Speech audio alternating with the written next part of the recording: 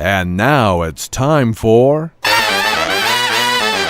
Omniversica, the greatest show on the internet, with your hosts, Dan Schneider and Art Durkee.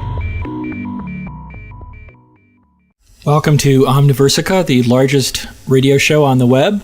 My name is Arthur Durkee, and my co-host Dan Schneider and our guest Arthur Hu will be talking about this month's topic on racism. Here's Dan to get us going. Thank you, Art. Our guest is a fellow named Arthur Hu, and I had actually found him on the internet, and I'll get talking about him in just a minute and introduce him in a couple of minutes.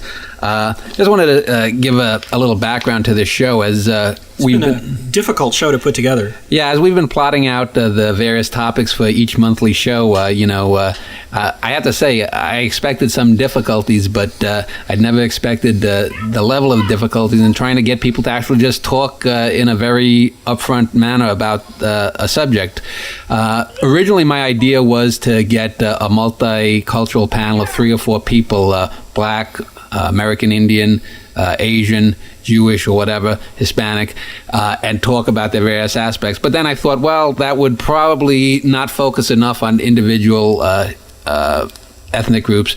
So I decided to go then try to get an all-black panel, and I tried getting some local here Twin Cities journalists and or academics, and I got a few to agree, and then they one by one backed out, some simply because I was not going to feed whatever their political agendas were, and then others simply because I think they were scared that if they said something on the record, their editors might be a little hostile. Then I hit the internet to try to find people, fellows like Arthur Hu, and I did get a few other people who wanted to do it, but one by one they sort of backed out. Now, this kind of thing really does piss me off, because when a lot of times a lot of these people who have columns or local forums always speak out on this, that, or the other thing, whether it's right wing, left wing, whether it's pro this or anti that, and yet when you actually want to just talk about some baseline things, they don't want to. They just want to stand on a soapbox and preach. So hopefully we're going to have a bit more of a conversational tone here. And let me just introduce Arthur Hu. If you are on the internet, you just type in www.arthurhu.com. Who? Arthur Hu, not any relation to Doctor Who, H-U, Arthur Hu. Yes. So, Arthur, welcome to the show.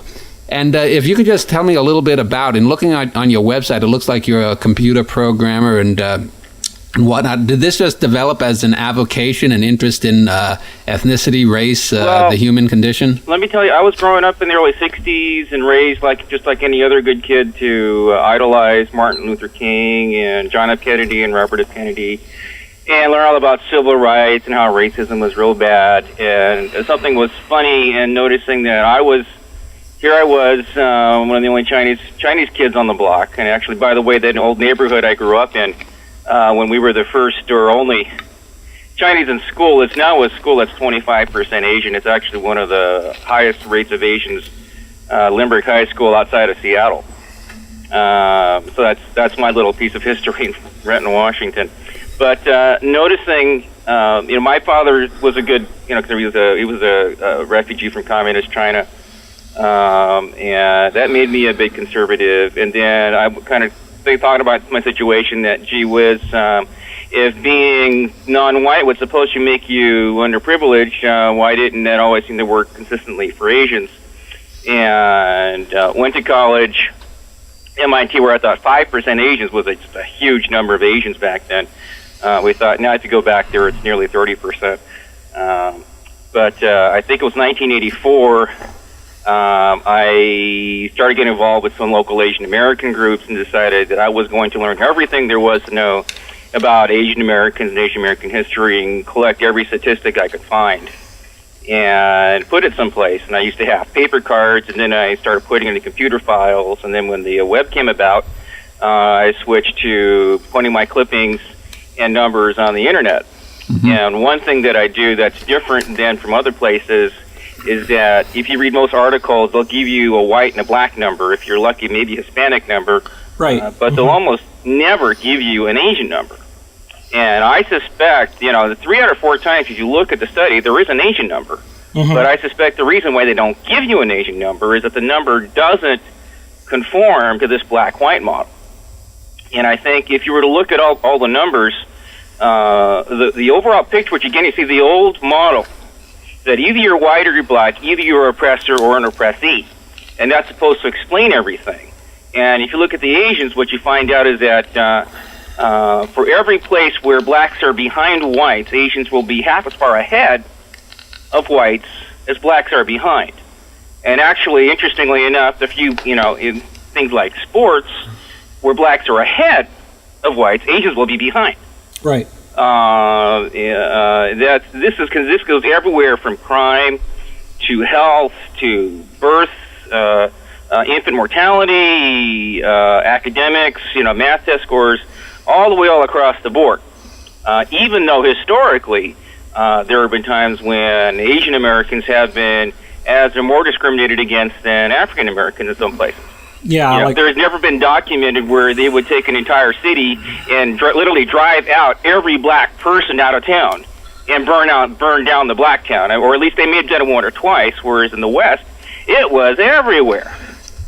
So, well, I don't think we're going to have a problem with this interview because you're very loquacious. But before we get off on talking some of the statistical stuff, one of the things I wanted to ask you was, I know that I assume that you have a kind of reputation in the field, because I know a couple of the people that I wanted to get on this show seem to have a reputation that precedes you, and I don't know if it's because you go against the grain of most sort of academic sort of left-wing ideology. I know in some of our emails you use the term Marxian a lot, and I'm just wondering, have you had clashes with a lot of people in the field of I don't know, I guess it would be anthropology or sociology? Not really formally, though. I used to have a column. I used to have a column in Asian Week before they dropped me, and that's actually where I gained most of my notoriety, because I would dig up this stuff. I had a place in the Asian American field, and eventually you get picked up by mainstream conservatives. This whole affirmative action thing, actually, if you trace it back, is that I was one of the first people to actually go down and look, and it started off as actually liberal Asians, who were normally liberal, started complaining about quotas against Asian Americans. And I was the one that took a look at that and figured, hey, wait a minute, actually, the difference in whites and Asians is relatively small, and if you look at the difference in whites and blacks, it's huge. You're talking about like acceptance quotas to universities you look at and that kind of thing? rates. Now, if you're going to be complaining about this relatively small difference between whites and Asians, then and I just step over here, look at these other two, and say, wait a minute, what's going on here? And realizing when I went to the guide and said, what's going on here? I was looking, where can you show me the law where it says you can prefer blacks over whites? And it turns out there isn't one. The 1964 Civil Rights Act just says you shall not discriminate, is actually what the law said. And so how it evolved into quotas is a sort of interesting way of how people got to justify stuff. But isn't that kind of sometimes a natural tendency for, something that starts off with good intentions to get the evil bureaucracy or whatever you want to call it gets its hooks into it and starts putting it into numerical levels versus because the original intention of the 1964 Civil Rights Act was to redress a lot of a few centuries of problems. Well, it wasn't even meant to redress anything. It just meant to the idea was if you simply stop discriminating, it'll be okay. The fact of the matter is that if you go back through history, simply eliminating slavery really didn't equalize things that much. As it turns out, 64 Civil Rights is simply eliminating discrimination. Yeah. Doesn't even level things out that much either. And so the problem is that the history there is that blacks were brought to, Turtle Island, if we want to call the United States by the Native American name, first, and they were brought as slaves, whereas a lot of Asian Americans came over much later, and yes, there was a lot of indentured servitude, but it wasn't the same long going on history of slavery versus slavers. So there's some of that baggage there about that. I think you got to acknowledge that, the history of racism against blacks and against Asians is not necessarily the same history, because they it's not. It's absolutely not comparable. On the other hand, I believe that if the object of affirmative action was to restore the relative positions of people before slavery, if anything, the position of the relative distance between blacks and whites was closed considerably when they're integrated into an industrial society. Then if you would return them, right now in a modern society, blacks and whites are easily nowhere, basically within a factor of 2 or less. No matter where you look, blacks are usually within a factor of 2, which is actually pretty good for most societies. I mean, even most monoracial societies. Well, you're going to find ethnic groups that are a factor of 2 worse than your average group. Okay. But the thing is that, you see, if you were to just simply erase all of the effects of slavery, I would hold that blacks would be farther behind rather than closer. Maybe the idea. Maybe. I think ultimately the idea that just because once Joe foreigner sets foot on this country, he is automatically entitled to the same education, the same income, same number of political power, same everything. Is really what affirmative action is about. But the fact of the matter is that's okay in theory, but the reality was that it was about slavery, and it was about, if you want to call it white guilt, there was some of that going on. But it has nothing to do with slavery, because the exact same thing applies to groups that have never been under slavery. The same thing happens to Hispanics or any underrepresented group. Yeah, well, we might mention too that Hispanics are now the largest minority. Yeah, they've surpassed blacks in terms of being, quote, the largest minority.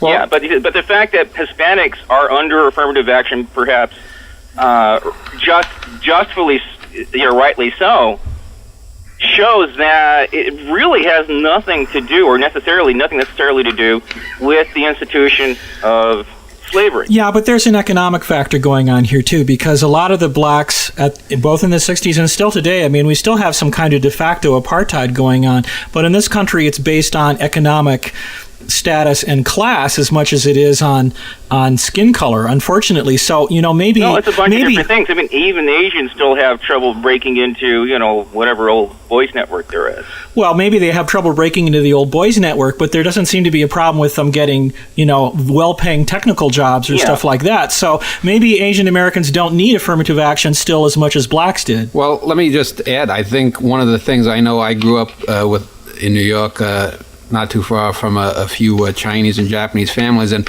Asian culture generally is a lot more family-centered and a lot more community-centered than, say, most black urban families. Because when blacks, they had the Great Migration north in the early 20th century, and that was something that really shattered apart a lot of the bonds with the blacks in the South, and that was an economic circumstance that basically they just went where the jobs were and where the factories were. But before we get too lost in arguing about affirmative action, I wanted to go back, and I know you're not a trained scientist, but I just wanted to talk because, emails back and forth, some of the people that I was trying to get on the show deny the very concept of race. Right. And I wanted to just spend some time talking about that. Now, I'm 38. When I grew up going to school in the 1970s, basically had 1950s, 60s era books, and we were taught that basically there were 3, perhaps 4 races. There were Mongoloids, which would be people from the Orient, which would be people, from China,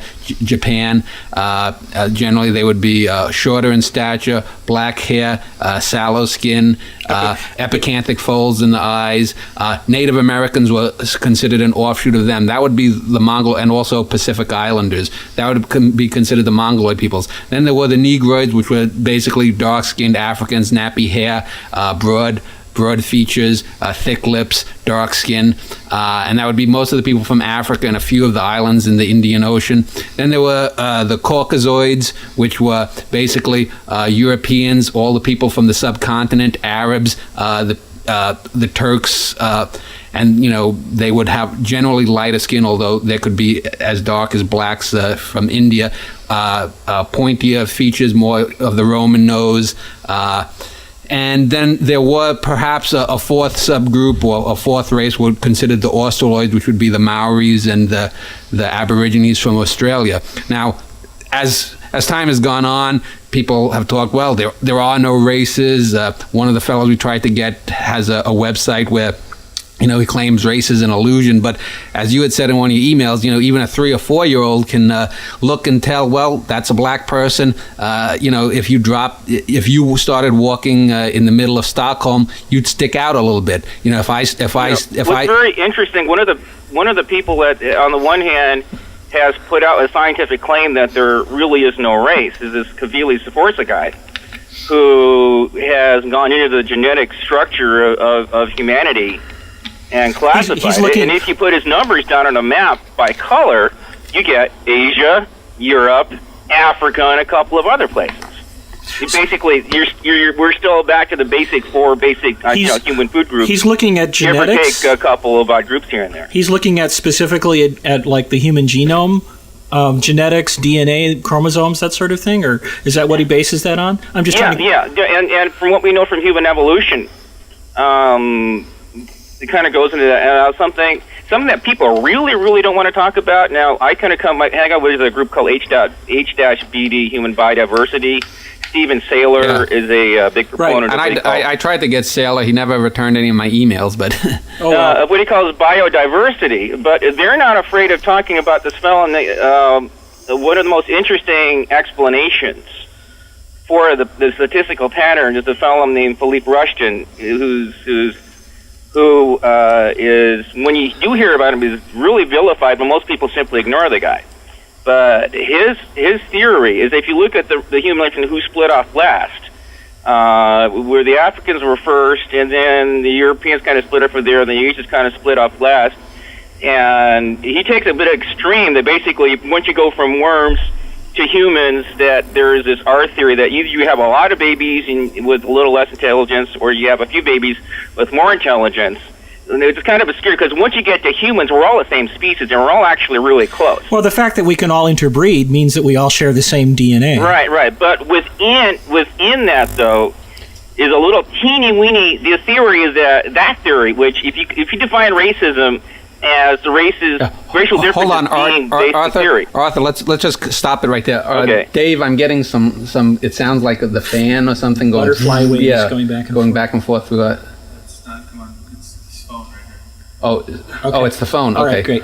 Okay, I'm sorry. Sorry to interrupt. If you could just backtrack 5 or 10 seconds from what you said, okay. Arthur, he'll splice it together. Sorry. Okay, is that even though humans? Okay, if you believe that racism is the belief that racial differences are innate, then Rushton's theory is a racist theory, which may or may not have anything to do with whether it's true or not. We don't know. We don't know this. But the theory is that the reason why blacks are more prone to crime and they score lower in IQ tests, and Asians are less prone to crime and have fewer children and score higher in IQ tests is because of this evolutionary. Well, it's because of this evolutionary scale, and part of me says there's absolutely no way that could be true. On the other hand, all the numbers are consistent with that scale in terms of where they fall out. But Arthur, 2 things. One, racism is to have a bias against a particular group. Just acknowledging differences. 2 different definitions. Yeah. That's one I try to bring up. That there are 2 completely mutually inconsistent definitions. You should think they're the same. One is, do you believe that one group is inherently better than the other? That is one dictionary definition. Another one that I tend to go by, the colorblind people go by, is treating people the same regardless of what their race is. Right. Which is what I am. But what I am would make me, by definition, a racist, because that means that I'm going to treat groups of people according to whatever their individual characteristics are. I am not going to try to get people to equal outcomes, whereas the people who are pro-affirmative action say is that unless you believe that all people deserve equal shares of everything, then that makes you a racist. No, but I mean, affirmative action, the basic theory behind it, we're not talking about practice now, we're talking theory, because I admit that I think a lot of it is egg-headed, screwed up in certain ways, but it's to give people, like the analogy, that we all start at the same place. people are going to finish at the finish line, irregardless of their race, their religion, or their occupation. People are going to succeed or fail based upon their own merits generally. But if you look at rates of poverty across different countries and different nations, the people that are in the lowest socioeconomic groups have higher rates of crime. It just so happens that in this particular nation, for a variety of circumstances, that more blacks have a greater level of poverty. Well, in London, it's the Pakistanis. It is. Yeah. It's the Indian immigrants in London. Depending, for example, if the Chinese are so darn smart, your average African American is probably taken and almost understands algebra. Your average Chinese peasant is lucky to even kind of know maybe fourth grade math. But the peasant might be a hell of a lot better farmer. It all depends on the culture. Yeah, but if we're talking about races here, you see, you look at Asian Americans. Asian Americans are some of the smartest people on the planet. Right. There's almost if you talk about Asians, half of Asians, a quarter of Asians are Indians.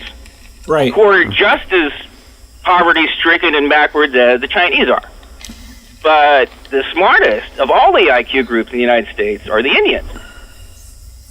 Okay, they are the ones. Yeah, you mean every IQ. The South Asians, the South Indian. The South Asian. Right. And one thing on my page is the other thing that I do besides showing, and generally how Asians do better, is I do these rankings. And in fact, I have a little place where you rate how do Asians do compared to Jews, and how do East Asians do compared to Indo-Americans. Mm-hmm. And as it turns out, Asians in general don't do quite as well on most of these things as Jews. Chinese in particular are a little better, a little worse than Jews. The Indian Americans are consistently across the board in all but one or two cases ahead of the Jewish Americans. See, the thing that I always wonder about, though, is when we start talking these statistics, is I want to know the cultural background and the historical background. There's a reason why Asian Americans and Jewish Americans are overachievers, if you want to use the stereotypical name. It's because of the history of oppression that they decided, hey, we need to get our kids to get ahead. So a few generations back, you start pushing the kids a little bit harder. So you're not a peasant class anymore. You're an intelligent, an intellectual class. So history matters to this equation too. I think. No, there is at least on HBD a fair amount of people who subscribe to the belief that. The way that Jewish society has effectively done their own, bootstrapping? No, not bootstrapping. What do they call it when you select your children? Oh, eugenics. Eugenics, yeah. That they have been a kind of a eugenic society that favor high IQ people. Now, that's not a widely accepted theory. Right now, it's kind of a fringe kook theory, but some people believe that that's a possible thing. Another possible thing now, for example, for Asians, there's just a large population. Then, if you just cut off the right tail of anything is going to be really smart. And the Asians, there's simply more Asians than anybody else. Well, that's another reason for you to explain. That's not true of Jews. Jews are a very small population. Arthur, let me just interject. Another thing, though, when we talk about group characteristics to a group, is there are things like intelligence that basically are multivalent. There are many factors that go into it, and many kinds of intelligence too. But for example, yes and no. But we can ask why you say no in a second. But there are things like blood type. For example, Native Americans and Irish are more alcohol. Literally, I'm not a biochemist, but it literally has a greater effect on them than it does other people's. That's something that we're talking about. One specific thing that affects a certain group. Also, I think it's a certain type of Mediterranean peoples and blacks south of the Sahara blacks will get sickle cell anemia. These are particular things that strike particular groups. But when you're talking something about intelligence, a New Guinea Islander is not going to be able to do well in algebra, but could probably speak 7 or 8 different languages because there are 7 or 8 different tribes that speak different languages within a 20-mile radius that could kill him if he didn't know those languages. Yeah, the other thing that kind of messes things up is the rate of improvement. Now, ever since people have been tracking IQs over the 20th century, it's been a rule of thumb pretty well constant that the difference between blacks and whites is about one standard deviation. However, at the beginning of the century, you would be talking about most white people basically graduating from middle school, and most blacks being lucky if they're literate at all. Yeah, but 1/2 standard deviation now means your average white has got basically 2 or 3 years worth of college, and your average black is a high school graduate with maybe 1 year of college. But I went to let me tell you, I went to a shithole high school in New York, Franklin K. Lane. It was basically an armed fortress, and I'm as white as they come. I'm half Norwegian, a quarter Russian, quarter German, and I was bored silly my last 2 years. The teachers were terrible, and I can tell you, if you go back in the first half of the century, at least when there were all black schools and all white schools, you had poor teachers, you had less up to date books, you had a lot. I mean, it's like trying to compare, if you're having bodybuilders, someone who had an all purpose membership to the best gym and someone who is basically just trying to lift phone books. So I mean, you can talk all you want about where the people end up, but you have to take into consideration, if someone is not going to be able to run as fast if they have to jump over hurdles and the other guy doesn't. Mm-hmm. I mean, it's the issue behind the whole. The whole point behind a lot of the civil rights arguments was the fact that people were not. It's not that they weren't being given equal opportunities so much as that they weren't even being allowed to start at the same place.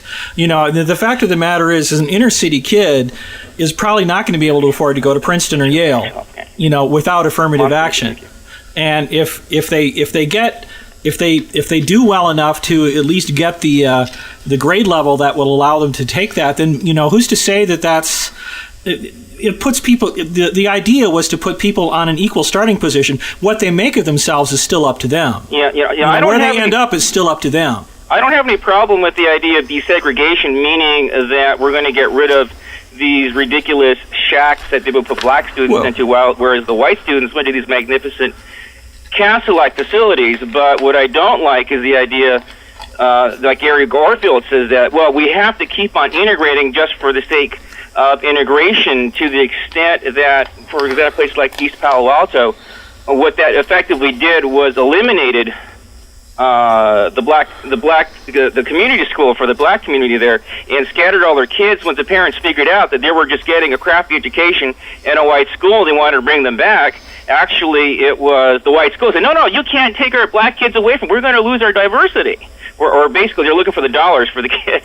They wanted to keep the black kids for the dollars they brought in there, and they could brag about their diversity. But actually, sometimes the black parents would rather have their kids, if they're going to get a crap education either way, bring them home and then we'll work on it in an environment where at least they can have a common culture and they can work on it in common. And that's, in fact, if you look at places where blacks do very well, as often is an all-black environment. Well, say athletics. I mean, let's invert the question. I mean, now that for the last 20 or some years, in the first half of the century, professional sports, blacks were shut out of most of the major sports. Now, blacks they dominate, and to the point where it's an in-joke, especially in, let's say, basketball. White men can't jump the movie and whatnot.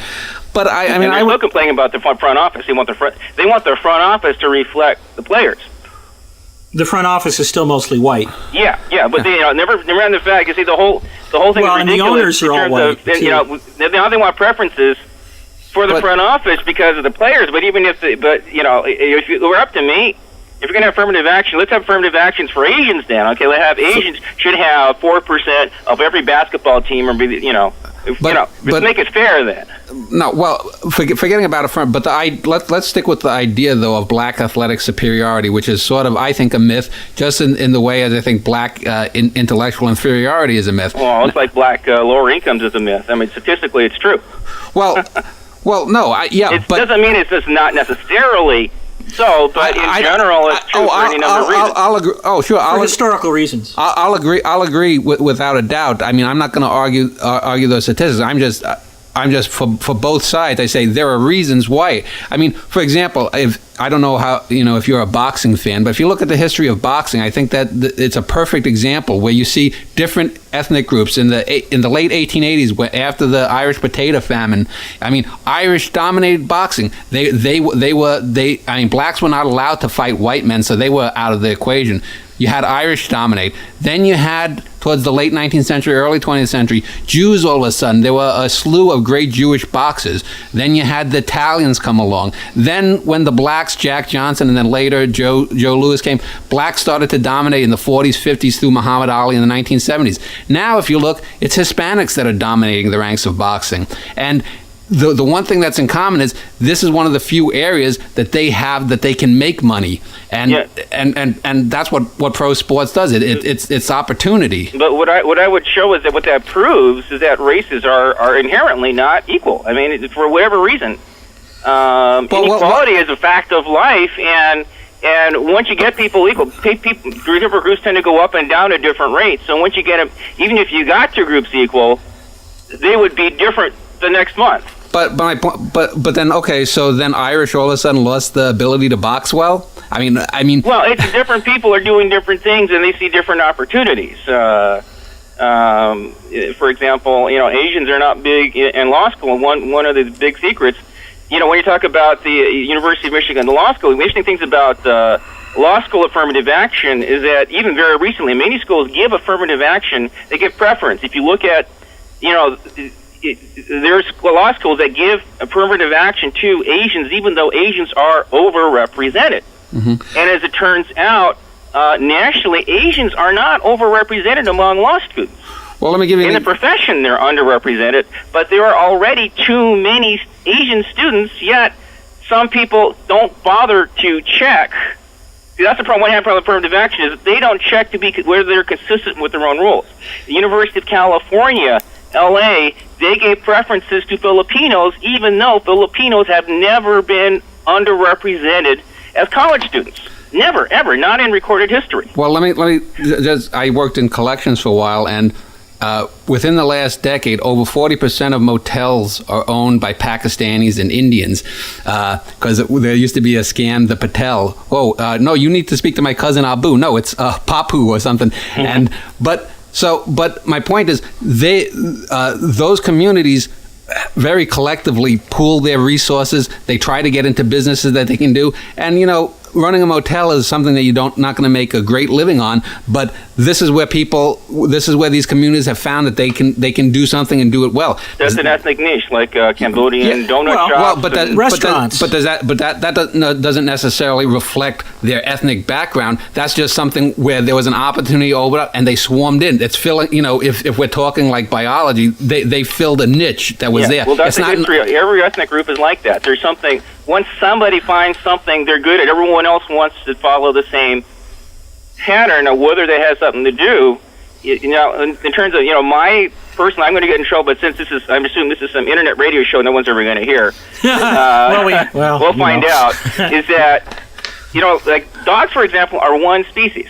Mm-hmm. But there's a tremendous amount of difference between a Chihuahua and a Saint Bernard in terms of what they can do. And you could say, the difference in Asians and of Africans is all cultural. But if you were to look at, you theorize what their innate differences are, and take a look at what the cultures are very consistent with what you would think that their personalities are. So what I would think is that people. I think with them, there are different chemicals and stuff that make up our personalities, and there's a software and the hardware, and then so that there is a certain predisposition. Yeah, but some of that is environmental. I mean, granted that a Kalahari Bushman who's only 4 foot tall is not going to be on the basketball court with Michael Jordan. But if the Kalahari Bushman came to the United States and suddenly and his children got advantage to, full scale late 20th century, early 21st century nutrition, schooling, and all like that, then their kids might grow up to be 6 feet tall and be on that basketball court. Yeah. So I mean, the genetic argument falls apart because it has to do with, it falls apart simply because it has to partly to do with the environment where people grow up, how good the nutrition is, what kind of food they eat, who their parents were matter, but the fact of the matter is, you can take any deprived group and put them in a high support system, and they're going to do better than they might have done back over in the motherland, regardless of who the immigrant group is. Yeah, if you go back to the definition of racism as prejudice, I would hold that it is just, to say that we're going to treat blacks more poorly because we know they're inferior to whites, that's certainly racism and that's prejudice. I would also hold is that we're going to give blacks equal shares in everything because we're going to assume that they're equal in ability. That's also prejudice. And I think what we're going to need to do to establish what's fair is to not, on a scale from 0 to 1, is not assume one extreme or the other. We're going to need to somehow figure out how much is unfair and how much is fair. Well, even among people who are racially identical. Okay, you have people on the rich side of town, people on the poor side of town, and you're going to have to figure out, well, what's fair and not fair. Okay, because even within one race, you have, there's some debate over what's genetic. Why are these people smarter than those people? It's a combination of genetics and whatever. But between the races, I think we're going to have to come to grips with, well, how much is rather than saying, is one group ahead of the other because they're innately. We have to ask how much is innate, and we're going to live with that. Okay, that's a very different concept. We're going to come back in a couple of minutes here. We'll have more of the battling authors. But in our next segment, I want to talk a little bit about sex and marriage, because you have some interesting statistics on that. And we're going to listen to a piece from a local comedian named Ari Hoptman coming up next. But just one comment, though, is I think one of the things that when you talk about affirmative action, people, if you're giving a place to someone in a school, they're looking at that as trying to level the playing field rather than give something. I mean, we can argue about that in a minute or whatnot, but when we come back, we'll be talking a bit about sexuality and marriage and race again. And here is a comedic piece.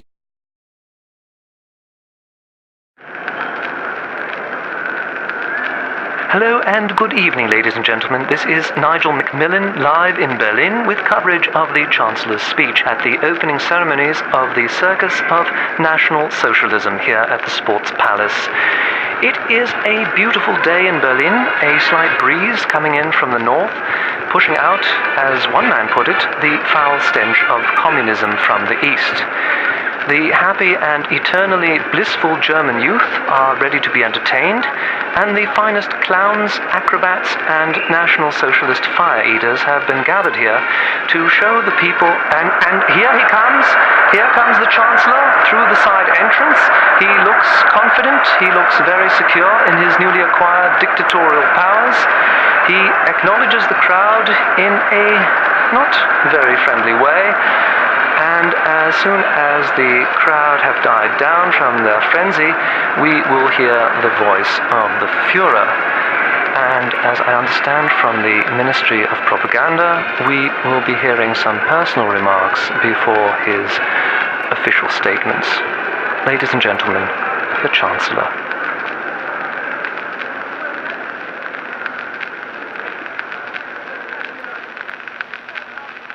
Meine Geliebte, My beloved. in letzter Zeit bin ich zu einigen wichtigen Schlüssen gekommen hinsichtlich unserer Liebe. I've recently come to some important conclusions with regard to our love. Die möchte ich hiermit ausdrücken in diesem meinen Liebesgedicht an dich. I would like to express these in a love poem to you. Schätzchen, Honey Wannykins, du bist die Sonne und der Himmel. You are the sun and the heavens. Du bist das Gras und die Bäume. You are the grass and the trees. Du bist wirklich alles, was schön ist. You are truly everything that is beautiful. Im Vergleich zu dir bin ich ein Bottich Abwasser. Compared to you, I am a vat of raw sewage. Ich bin so ein Tor, I am such a fool. weil ich mich in dich verliebte. And because I fell in love with you. Aber ich wusste sofort, sobald ich dich sah, But I knew right away as soon as I saw you. dass du die Frau seiest, die mich glücklich machen würde. That you would be the woman who would make me happy. Diese Augen, These eyes, diese Lippen, these lips, die Reinheit deiner Abstammung. the purity of your heritage. Unsere Liebe Our love ist eine wahre Liebe. is a true love. Sie ist eine echte Liebe. It's a genuine love. Sie ist eine nicht-semitische Liebe. It is a non-Semitic love. Ich befinde mich ständig in arischer Unsicherheit. I am in constant Aryan uncertainty. Liebt sie mich Does she love me? oder ignoriert sie meine germanischen Schmerzen? Or does she ignore my Germanic pains? Dieses Gefühl wächst in mir wie ein riesiger Pilz. This feeling grows inside me like a giant fungus. Und ich frage mich jeden Tag, jede Nacht, ob es für dich auch so ist.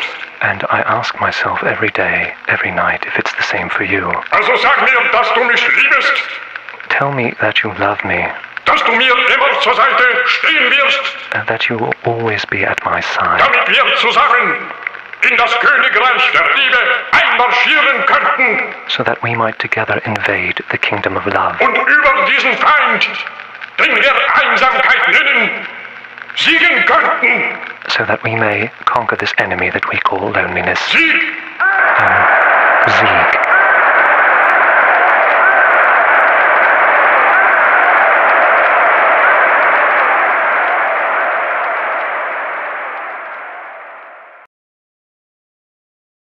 All right, we're back here talking with Arthur Hu of ArthurWho.com about race and racism, and we were having the two authors, Arthur Durkee and Arthur Hu, going at it. But I wanted to, in this section, talk a little bit more about one of the more interesting features on Arthur Hu's website, and that was Arthur had some interesting statistics about racial intermarriage between black and white, Asian and white, and I don't know, even Asian and black. And why don't Arthur, if you just want to tell us a little bit about some of the things you found, then we'll pick up from some of the strands you leave.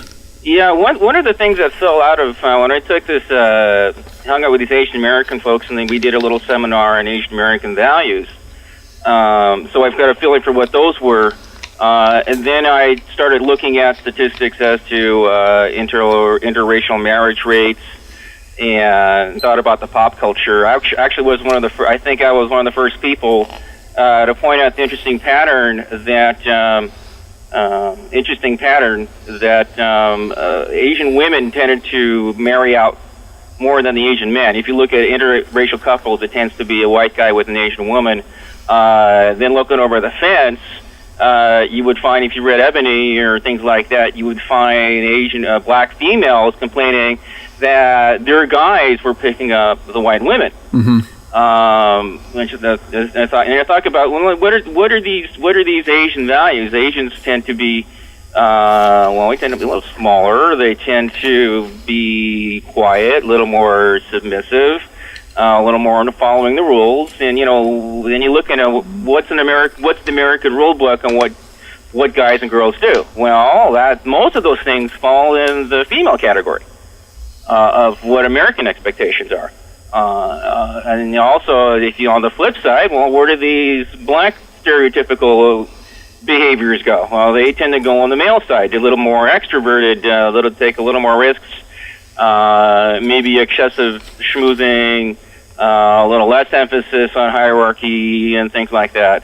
And what that does, it tends to make the black males look a little more masculine. And actually, since we went turn the clock forward into the internet age and news groups, to this day, one of the hottest topics on the Asian American news group is everybody complaining about the Asian female white male thing. People just are always complaining about that, and the blacks are always complaining about the opposite, that there aren't any good black men because they're marrying out. Have you gone any deeper into the statistics? I know, for example, I have a brother who's black, and he has a white wife, and the general stereotype, and one of the things that you hear a lot of bitching from black women about, is that there's a trophy wife kind of appeal to a white woman. She could be Roseanne Barr, but to a black guy, she's more desirable than, say, Halle Berry, which I find odd, because given a choice, I find it insane, because I'd take Halle. Yeah, I think it's a more subconscious thing. I don't think people go out of their way to do that. But if you look at the way that the cultures, I think this is sort of a natural way that if you look at the way the cultures line up, that's kind of the way things work out. And that kind of begs the question if perhaps there's a natural matchup there for Asian guys and black women.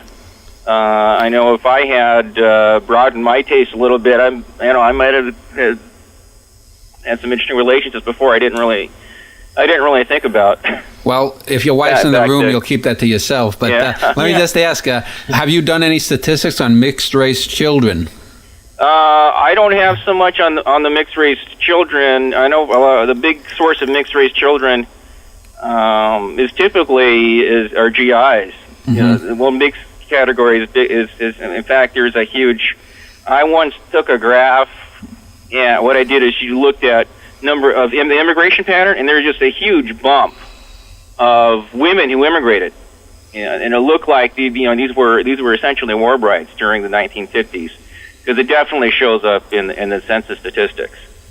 And the other thing about between Asians are such a small population in relation to whites that there's a much stronger reason for Asians to intermarry.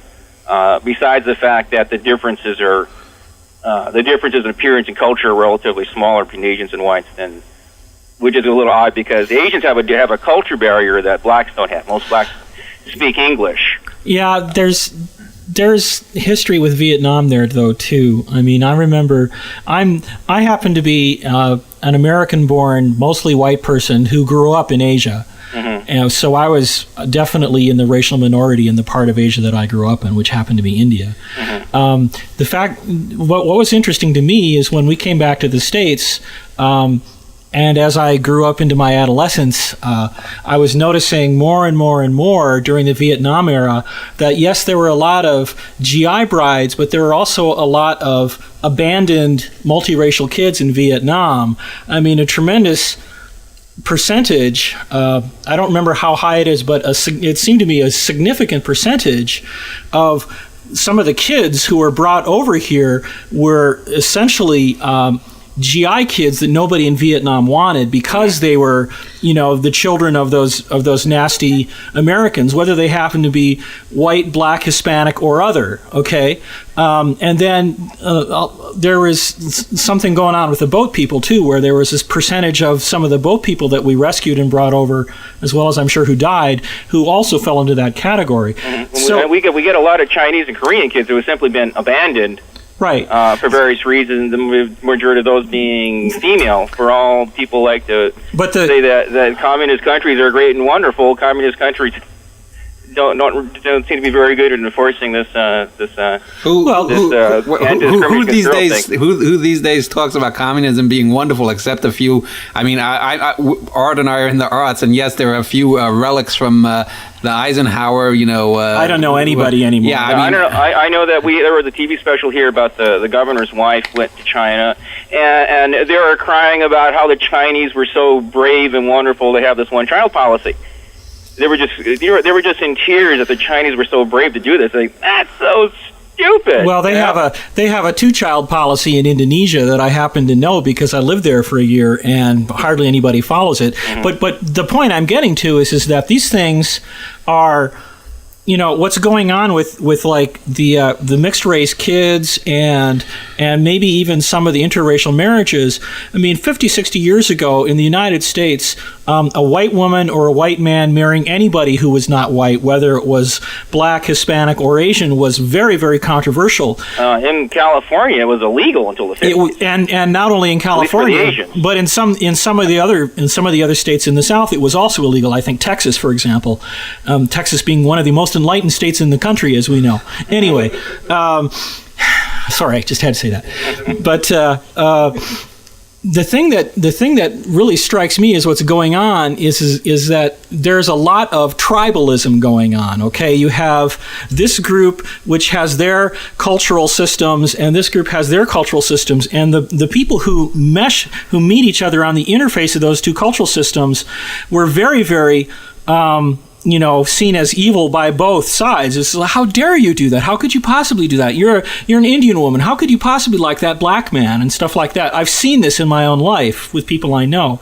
But what's interesting to me is that say what you want about the spread of global culture through the internet and the American media and all that stuff, there seems to me to be a lot less issue right now going on about who marries who, partly because everybody can see everybody else for the first time in history. For the last 20 years or so, we all know what everybody looks like. I mean, when I was a kid in Ann Arbor, where I went to high school, my three best friends were, in order, Jewish, Korean American, and black. Okay.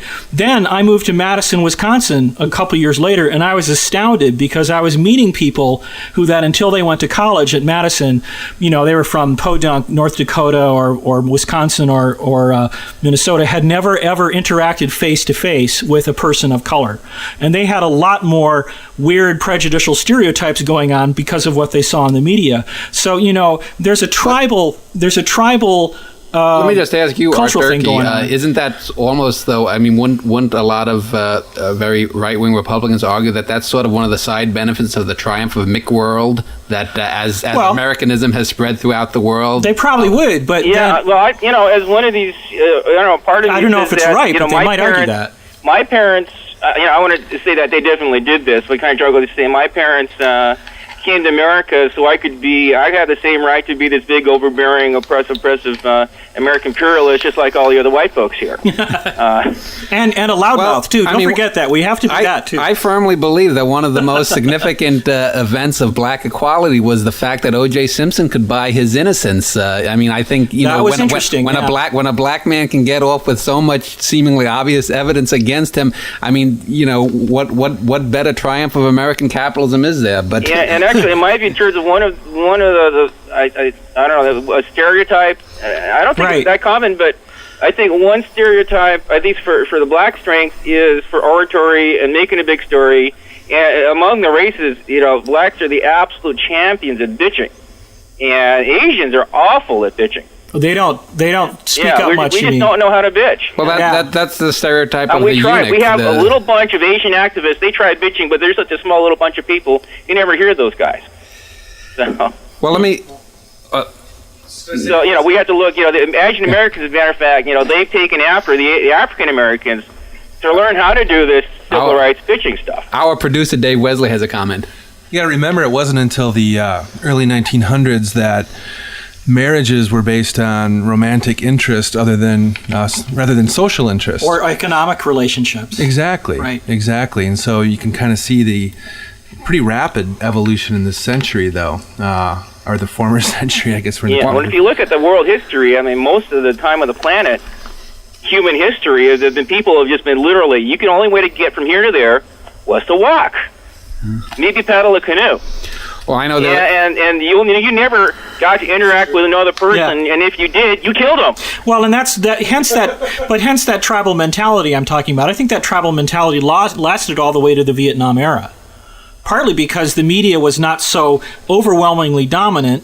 There are parts of Minnesota that were not electrified until the 1960s or 70s. In fact, evolutionarily, tribalism was an important evolutionary adaptation. People banding in groups against the other, be they wolves, That may be, but the cultural aspects of the tribalism, the sociological aspects of the tribalism, I tend to think those lie at the root of that one definition of racism we're talking about, where my group is better than your group for reason X. I think that those emotional tribalism things definitely play a role in those particular prejudices, regardless of the statistics and the the objective side of it. I mean, that's that irrational, prejudicial side of racism, based on tribal stuff. Well, let me just try to get a couple of other topics that I wanted to talk in a similar vein. One of the things I find interesting is in whatever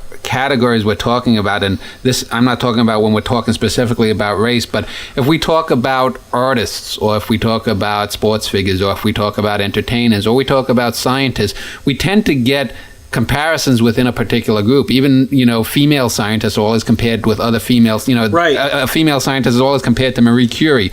And I'm just wondering, have you, Arthur, noticed that too? That whether whatever field you were in, that you are called the next fill in the blank, whatever great Asian person there was in that field. No, I think I've been called like an Asian, maybe a Rush Limbaugh or something like that.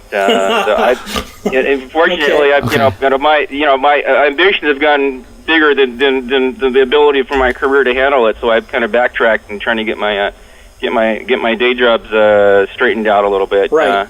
On the plus side, it's a hell of a lot of fun to go around crusading with this stuff, but it plays heck with a normal career.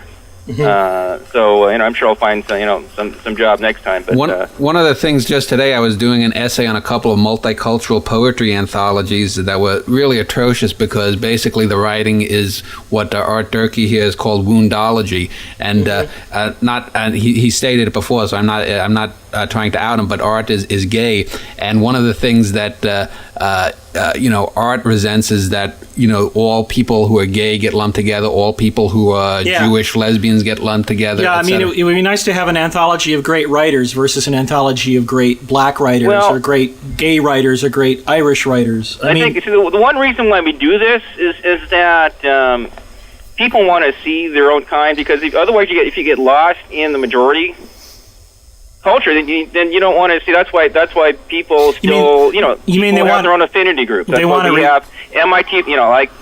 I have the Republican affinity groups. For me, there's the church affinity group. There's the neighborhood affinity group. There's the PTA affinity group. I have an MIT affinity group. But isn't this like a tribal thing about wanting to band together with the people who look like you or who are like you? Or this goes beyond special interest groups. You need to band together with something. I think what's kind of funny, for example, in Seattle here versus Boston. Boston, you really don't have white folk. You have Greeks, you have Jews, you have Poles, you got Irish, Irish, Italians is what you got. Whereas in Seattle, you see, once you get so far out of here, outside of maybe like Ballard, where it's Nordish or something. Once you get this far out west, you can't really be Italian anymore, because there's not enough anymore. There's not enough to create a ghetto. Yeah, there's not enough critical mass to do that, and it's also kind of interesting that, for example, this is one of the most terrible things I could say for the Japanese Americans, because the things that they're proudest of, or everyone knows about, is the internment camps, and what a terrible, rotten experience it was for the Japanese Americans. Right. Now, the interesting thing is that before that event, the Japanese were an honestly downtrodden, backward group, highly prejudiced against. And then after the war, you know which group is one of the most assimilated, successful groups now? Is the Japanese Americans. Okay. And it seems to be basically that the camp experience, it basically killed off the older generation, but it gave the younger ones a good swift kick in the butt. Yeah, but maybe that kick them up. But maybe I wouldn't recommend. I wouldn't recommend this to any other ethnic group as a way of getting ahead. It's not a fun way of doing it. No, it's like I wouldn't recommend getting AIDS to go on a diet either. But it's like saying the Holocaust. Got the Jews to get their act together. But that's the argument that maybe the oppression is what kicks a group in the butt to actually make something of themselves. Sometimes. Well, Arthur, let me ask you. I'm sure you have a few other examples, but let me give you an example of what I would call faux racism. A friend of mine once told me that he thought he was racist because he didn't find black women attractive. And I said, what do you mean you don't find black women attractive? He said, well, I don't like dark skin. I don't like big butts. I don't like, and he listed 3 or 4 other typical stereotypes. And I ended up saying to him, okay, so you're telling me you're not turned on by Aunt Jemima, but if Halle Berry or Vanessa Williams or name any Donna Summer, some pop figure, sex symbol, black Condoleezza Rice, Condoleezza Rice, that someone like that, you'd be attracted to him. And he said, oh well, yeah. And I said, well, that's not bigotry. That's simply, that's whether someone's attracted to a redhead, someone's attracted to a petite brunette, someone's attracted to some big busted blonde. That's not racism. That's just a particular type of thing. I'm just wondering, have you seen other instances where people have mistaken particular affinities or something for racism? That's not a big one for me, though. I could see that I was stopped off at Las Vegas a couple. It was like last week, and some of the black chicks they were done up like you would not believe. These were like local girls or something. They were definitely up there with the white girls. Wow. These are just like kids, and it's like Daytona Beach down there now. It's not business people. Just like kids show up just dressed to the nines. Just cut down to here and up to there. But are there That's the biggest now? But are there any other things outside of like sexuality where people have mistaken preferences for something for being based on race when they were really based on some other aspect? Do you have any? Is there anything like that you've encountered in your research? That's just not a big one. Just not a big one for me, though. Okay. I've seen now the Asian community is kind of bad because like the politically correct Asians will be just so politically correct it's not funny. Yet within the Asian community, there's such really racist attitudes. I mean, the Asians, because Asian parents haven't gone through this politically correct training that Americans go through. They have just these most backward attitudes that you would not believe. Well, let me ask you, because I grew up next to a family, the Chins, and I in fact wrote a poem that's one of my favorite and best poems called it's about a woman named Grandma Chin, and she had gone through the World War II thing with the Japanese, and I mean she loathed the Japanese as much as any white Southerner loathed the black person. And I'm wondering, as someone of Chinese descent, was that any of that in your family? We didn't do that. Yeah. Something very interesting. If you go to Taiwan, you cannot find a directly Japanese manufactured car on Taiwan. Okay. The Nissans, they said Nissan had to set up another company. Honda's a whole other brand. If you want to buy a Mazda, they're badged as Ford. Okay. But you can't buy just like a Toyota, or they don't sell. Every car on their road is something other than a Toyota or a Honda or a Nissan. And so I know in Taiwan they must have some problems with buying Japanese stuff. Let me ask you also too. There have also been like various what you'd call racial characteristics that people don't talk about, and one of the things that I've often wondered is why. And let me give you a couple of examples. I know, for example, in the 1970s, the term honky came into from mostly militant Black Panther types, and it gained a little widespread acceptance for about 10 years or so, and then petered out, and the reference being that white people tend to speak more nasally than the more sonorous, James Earl Jones black voice. Is that where it came from? Yeah, and another thing too is that I've noticed, and you ask any white person, for example, if it's on a hot summer day and you're stuck in an elevator and there's a white person or black person, black people have a lot more pungent sweat, and it's not that it's necessarily a bad smell, but it can almost be overpowering. I'm just wondering, have you encountered things like that where there are obvious things, there's that pink elephant in the room, that there's something different about it, but people don't talk about it? I don't know that. I know that in World War II there was a saying that Japanese could definitely smell the presence of a Caucasian around, and it seems that at least Asians I know, we don't, like in my family, we don't seem to need deodorant as much as the TV commercials say that we're supposed to need them. I don't know. I don't think anybody does, though.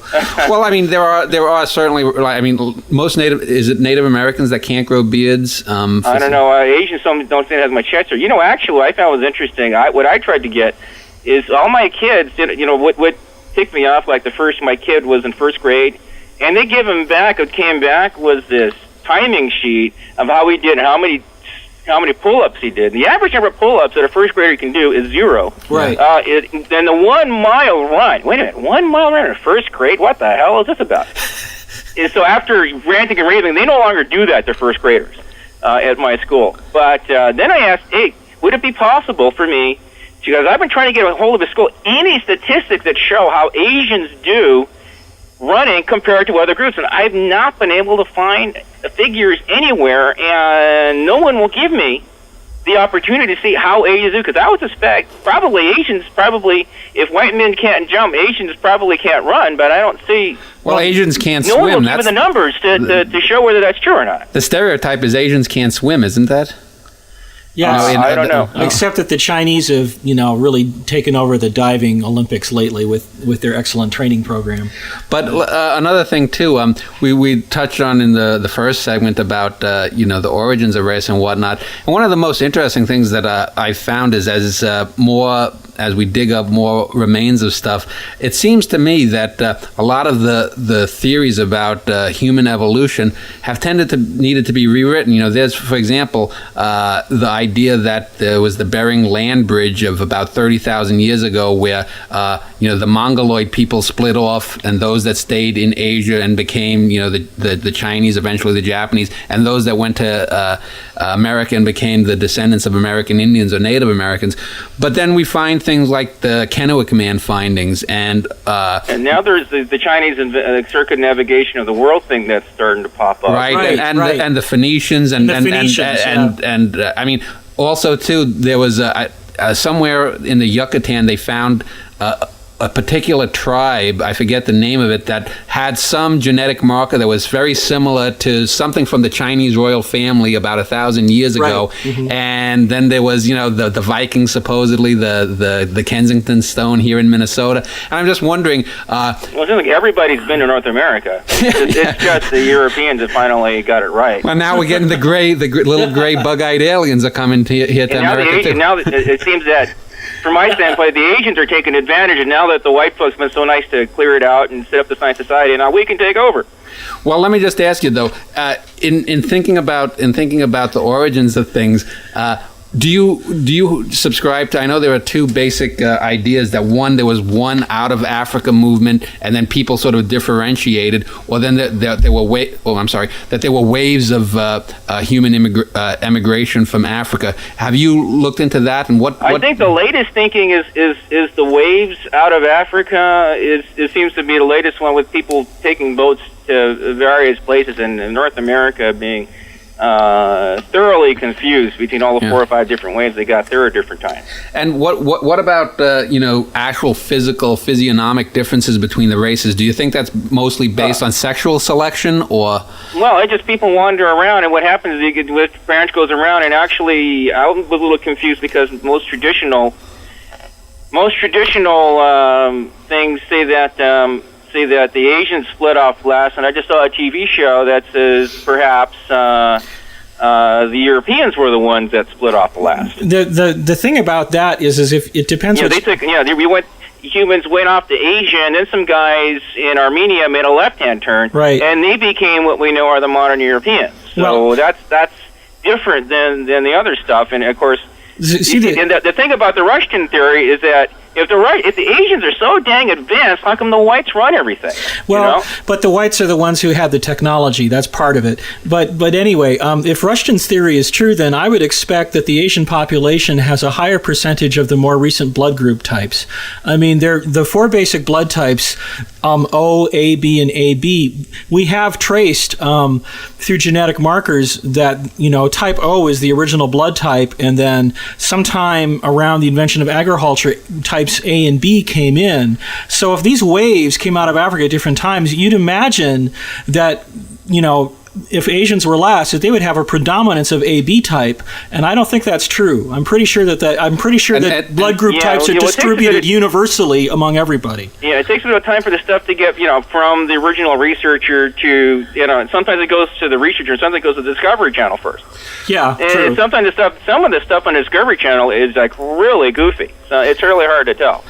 For the uninitiated, just a brief bio of this Russian who? Rushton? Yeah. Yeah. Rushton. Yeah, but who is this? Talk about him a little bit. This guy's name is Philippe Rushton, and Okay. he did this infamous experiment. He would go to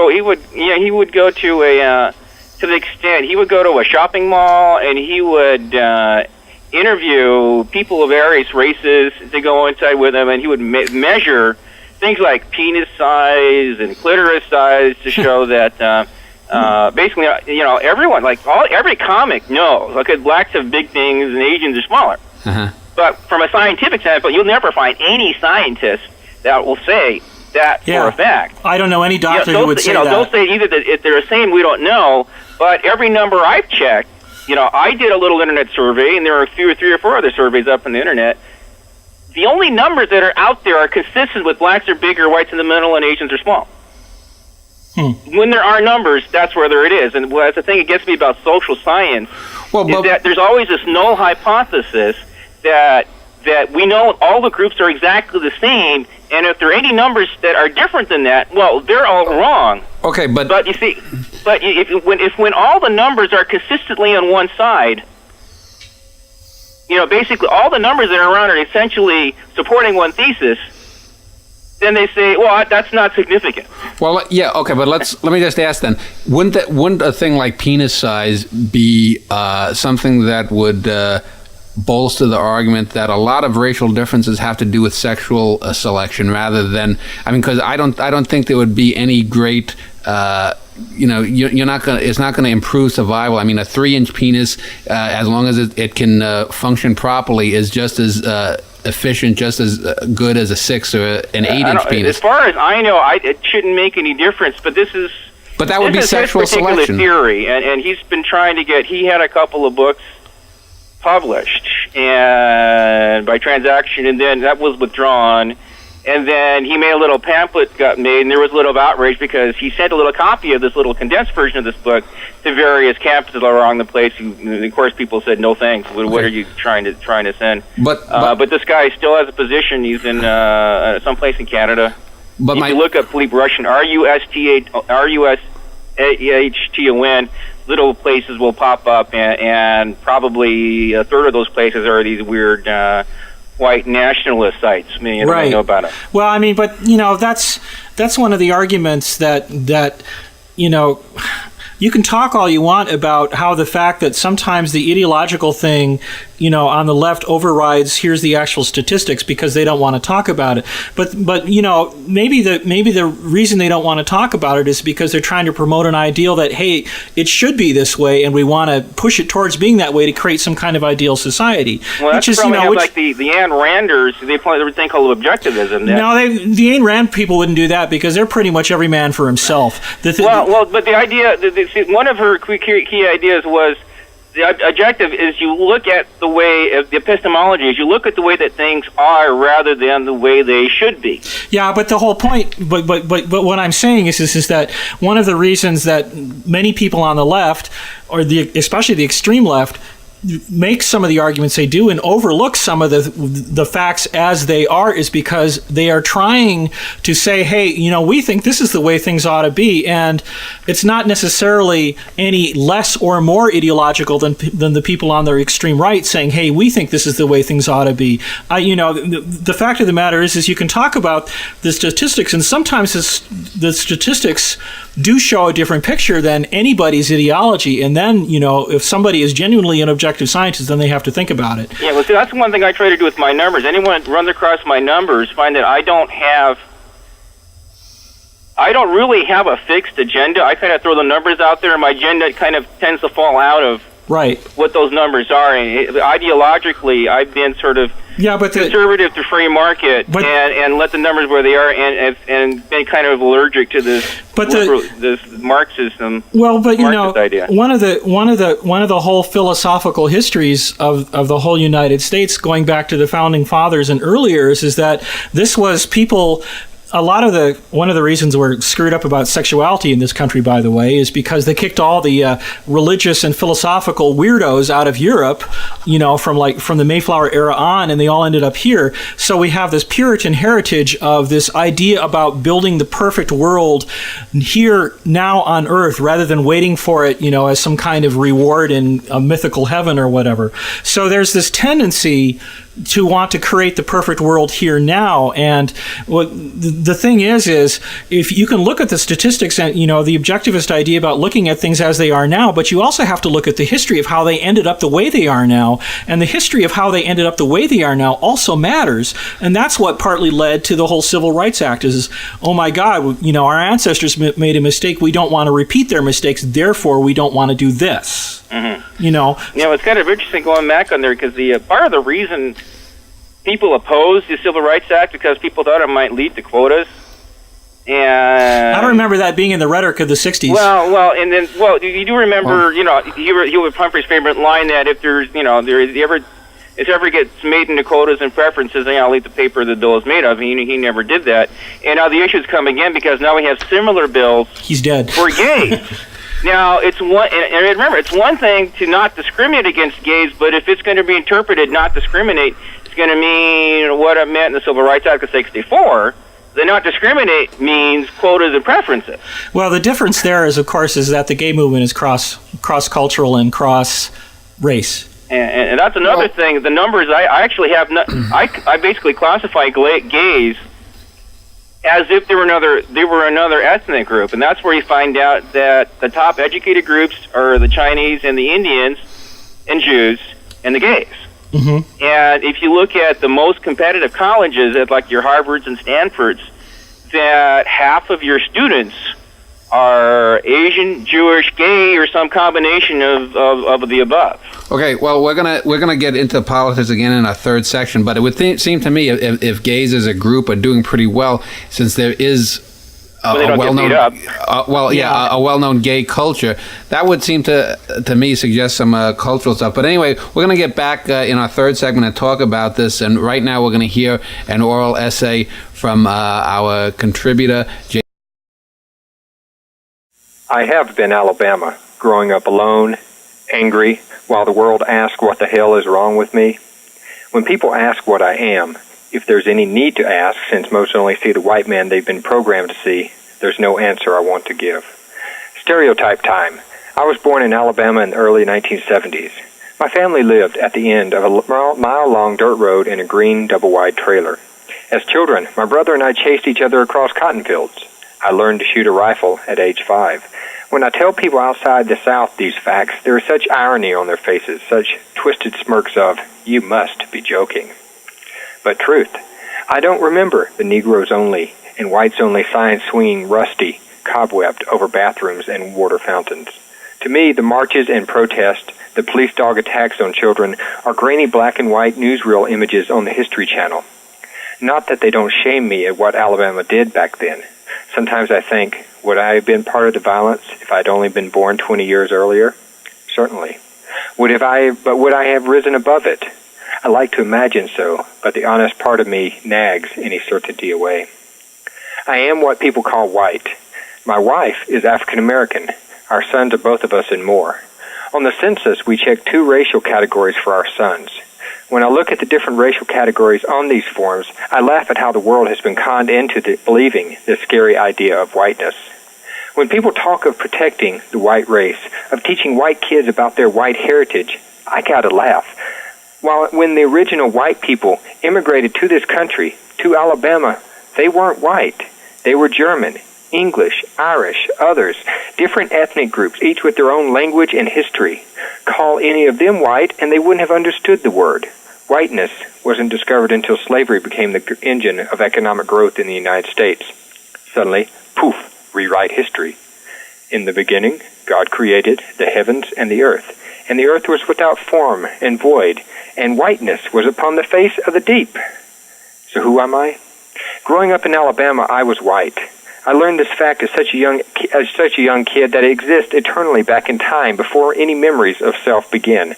White, black, us, them, nothing else. All of this changed when the Peace Corps sent me to Thailand to teach English in a rural school. For 2 long years, the Thai countryside stirred up deep helpings of Alabama in my soul. Hot, humid days, willow trees whipping to the breeze, rains dragging hard during late afternoon thunderstorms. As the air grew alive with newly plowed earth, smells, and deep vegetation decay, all I had to do was blink, and I was home again. I realized this was who I was.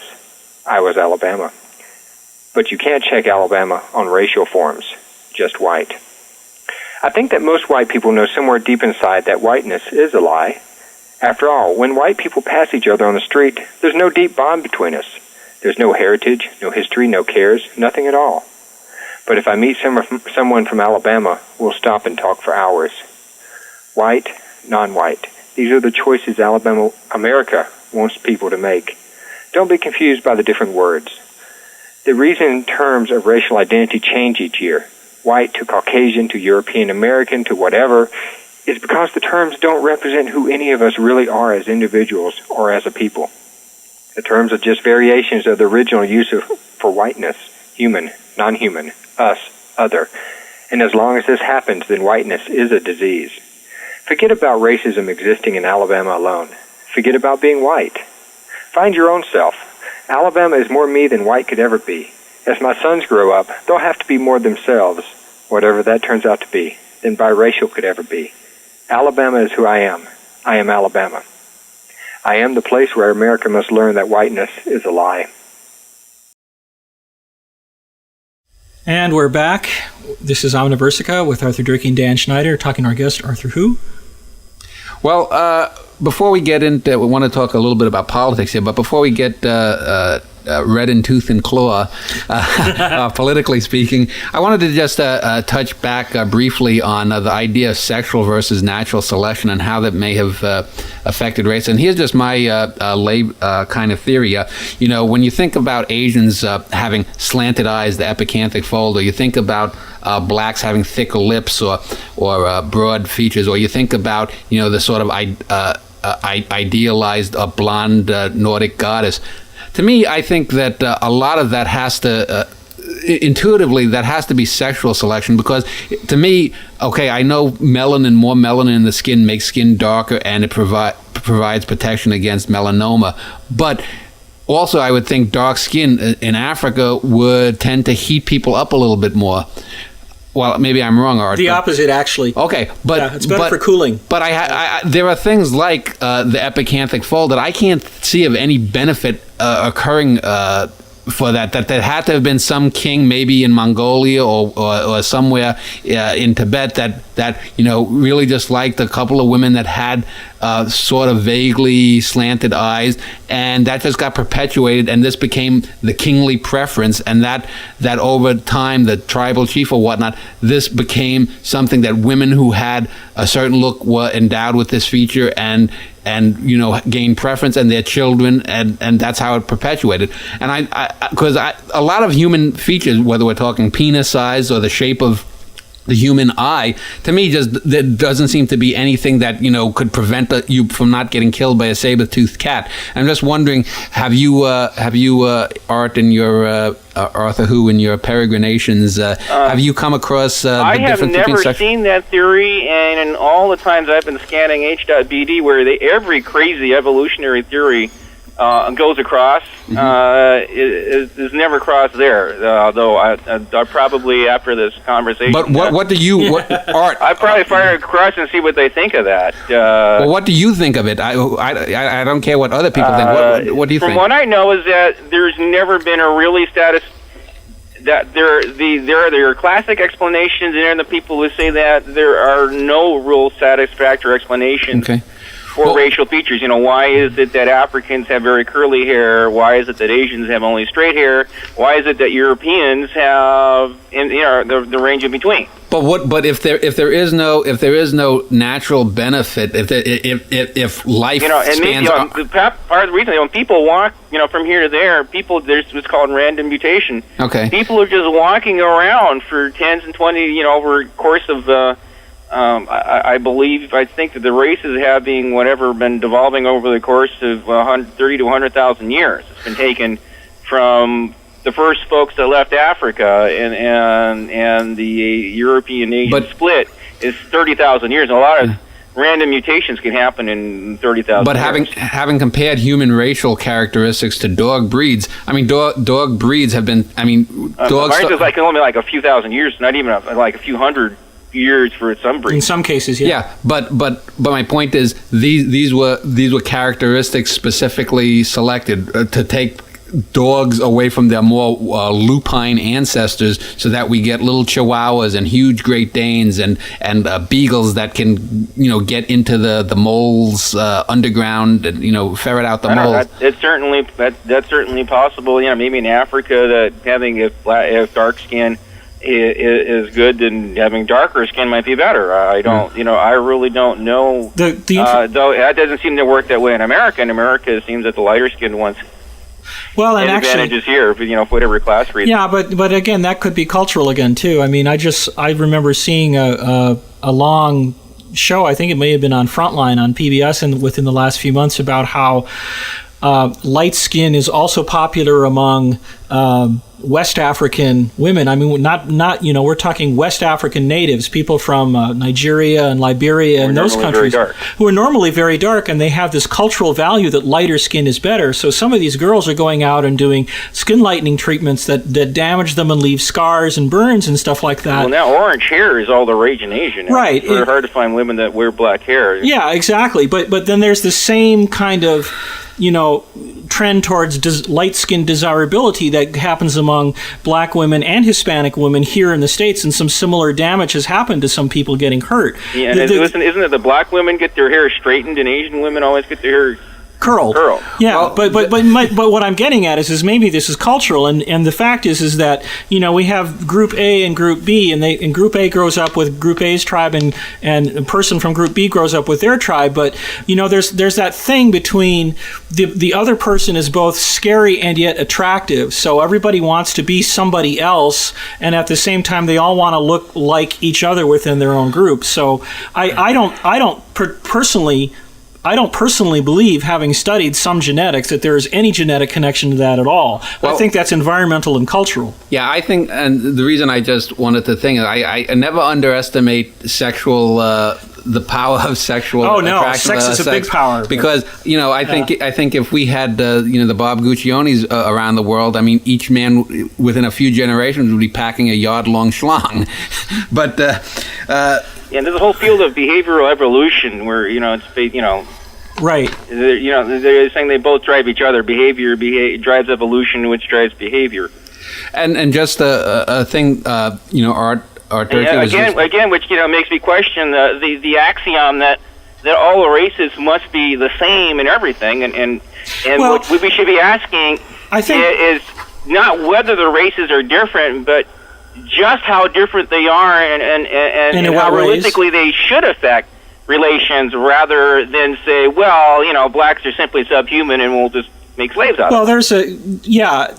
There are genetic markers that you find in different groups from around the world that we can't really understand historically at this time.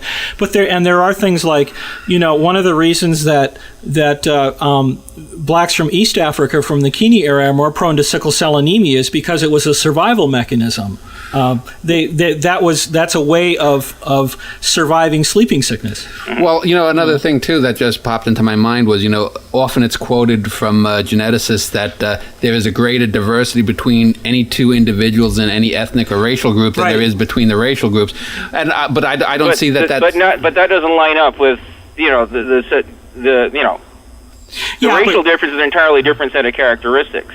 Well, yeah, my point... within a race, within a family, the differences, for example, look at SAT scores. The differences within groups is actually fairly small compared to the differences, if you go to the top and the bottom of the curve. Well, my point, but I mean, if you were to take whatever, I mean, Arthur Durkee here and I are both white males, if you were to take whatever differences there are between us, the thing is, when you're talking about any ethnic groups, you're going to get smaller differences because the things average out, whereas any individual, Arthur Durkee might be 7 foot tall, I might be 4'5", but that difference in height is simply, you're going to get that when you have two individuals, but when you get 1,000 of us, you're going to get lesser. It evens out statistically. So I think statistically that's a phony stat. Your two great models of equality is, one is that you're going to try for equal outcomes. The other one is you treat people as individuals. And the fly in the ointment is the belief that they are one and the same, when in fact you can't have both as long as the two groups you're talking about are in fact different. Well, my point though is statistically it's disingenuous to try to compare a comparison between any two statistics or any two numbers and a set of 10,000 or 1,000,000 numbers, because they're going to even out. Just statistically, I mean, you're going to have greater fluctuations when you have a smaller set to choose from. Yeah, but that's why you want to treat people as individuals. This is why Martin Luther King had this famously debated quote, what the hell did he mean when he said, you want to be treated by, the content of your character rather than the color of your skin. Well, does that mean that blacks can get to have quotas, or does that mean that blacks are treated as individuals and they're screwed because they have less education and money? Well, at the time he said it's because they had less education and money. That was the historical reality of the time. If you treat people equally, if everything else is equal, and one group has less education and money, they're screwed anyway. But the thing is we can talk about quotas in the present day, but they weren't thinking of quotas during the civil rights movement, and they weren't trying to create a quota system. I mean, that ends up being one of those, here, take the ideal, and then the bureaucrats take it over and turn it into hard numbers. Well, it's actually Richard Nixon of all Republicans. This is the Republican that had price controls and went to China. Also, really put the notion of timetables in place, which were really quoted. Oliver Stone would have said if he had a little bit more backbone, Nixon would have made a great New Dealer. But yeah, he did. But anyway, before we get more just into politics, one of the things I've often found interesting, and I've heard this sort of chestnut tossed around, is that real genocidal kind of hatred is greater between groups that are the most similar with slight rather than differences in essence. My understanding, the Palestinians and Israelis are practically identical. Yeah, and they are genetically. Let's face it. As someone who's of Chinese descent, which makes it so easy to hop onto one of those buses and blow yourself up without being noticed. Well, and for example, your average American, white, black, or Asian, white or black, could not tell the difference, for example, between your average Japanese and your average Chinese. Yet the Japanese slaughtered how many millions of Chinese during World War II? I couldn't tell you the difference between a Croat and a Serb walking down the street, and an Irishman and an Englishman. I mean, they're virtually identical except for a slight difference in the brogue to me. And yet these groups have this just fanatical, murderous hatred that goes through centuries, if not millennia. That's possibly true. And anything the worst dictators are mean to their own people. They're digging up what Saddam Hussein did to all his people under him. Chairman Mao, actually wins the award for most, was number one. Yeah. I guess I have a little Marxism page, and what I give the most individual direct is like Mao's number one, Stalin's number two, and then if you go to indirect, then Marx is number one, because with Marx you get somewhere to 120 million unnatural deaths caused. Yeah. Indirect or indirect. One of these days we're going to do a major show on mass murders and serial killers, but that's for another show. Let's go segue though, talking about atrocities then. We wanted to bring up the idea of African Americans in the last 15-20 years have brought up the idea of reparations for slavery, and they've modeled it on the Japanese internment reparations, which I think came about in 91 or 92. And what are your ideas on that? Because personally, I think it's kind of silly. At least within with the Japanese internees, you had the actual people who were transgressed against. Yeah, still you can alive, actually identify those people. It's a relatively small number of people. And it's actually the whole African American title was copied from the Asian Americans who got tired of being called Oriental. Right. Why don't we take a continent, name an American, and the Africans look at, hey, we can do that too. And why? What is wrong with Oriental? Because, like, as you said, Asian Oriental's like a rug or something. It's a rug or kind of food, and it's not. it's like Negro. I mean, it's really not that bad, but people wanted to be more politically correct, sensitive. Or yeah, something. but I mean, when you say the thing I found, Asian American, I mean that could be a Pakistani, an Indian, it could be a Lebanese. Yeah, I'm thinking more like if you're going to do it right, like call it smooch Asian American or Afro American. Far Eastern. But that hasn't flown either. But yeah. Go ahead. Yeah, the whole idea, like this 40 acres and a mule bit, it's really impossible to go back for a class of people so large. And the other thing is that if you did it, once you did it, would it stop there? Would you then be even? Oh yeah, no, I don't think so. Right, yeah, and then I mean, if the blacks can, if once you had it, I mean, you still have the problem of SAT scores being backed by one deviation. Your IQs would still be backed by one standard deviation. Your incomes would still be 40-50% of what a white person's education is. Your crime rate would still be. All these other statistics would still be there. Well, but also too, you'd have other groups, not just racial groups. I mean, if you have blacks getting reparations, the Native Americans can claim they were transgressed against even more so. Well, and you have to do every group down the line. I mean, even Jews would have a claim, even though Jews are way up there on the income scale. Jews and Chinese would have God knows how many Chinese got lynched. Yeah, because of the Chinese building the railroad, Gold Mountain, that whole period in the 1830s, right? Well, let me just ask you too, Arthur. Art Durkee here has. Where did the term woundology, Art uses the term, come from? The term woundology comes from Dr. Carolyn Mace, who is a contemporary writer and lecturer, and she is works a lot with aligning. Well, her main thing is what she calls energy anatomy, which is basically sort of, we have the body, we have the chakras, we have the spirituality. It is largely a spiritual thing, but her woundology thing came particularly out of a situation where she found herself at a seminar, and this person she knew could not imagine themselves as being other than their wound. Specifically, it was this woman who was like, I can't possibly meet with you on Thursday because that's the Overeaters Anonymous, it was the child abuse support group, and I can't possibly miss our group, we're always for there. And Carolyn was like going, you just met these people 2 minutes ago and you're saying that to them? Why does that matter so much? And this person was so offended by that she shoved Carolyn out of her life. So the whole idea of a woundology is basically you define yourself through a past victim status, a past thing that's happened to you. Your parents didn't give you brownies, so you had an unhappy childhood, and 35 years later, you're still in therapy about it and won't let it go. That's a woundology. Yeah, that's a big thing that the conservatives like to hit on is that you are who you are as victims, and that's another way. I'm largely annoyed with the Asian American orthodoxy. And there seems to be a contest as to who is the most victimized. Who is the most victimized? And so how dare you call it? The worst thing you can tell these activists is a model. You're so successful, and we're not. We're just as underprivileged or more underprivileged than the other guys. Yeah, well, I think now Jews are not considered a race, but I know when I went to... some people would consider them a race. I know. And in a broad category, race is anything you want to make of it. Right. Yeah. And then there Plumbers would be a race if you wanted to define it that way. I know, like, there's the Ashkenazi Jews and the Sephardic Jews. Right. But I think a lot of that came about in the late 60s, early 70s, because I know... as a child, having my social studies books from the 1970s, the term, for example, Holocaust, did not come about until the late 60s.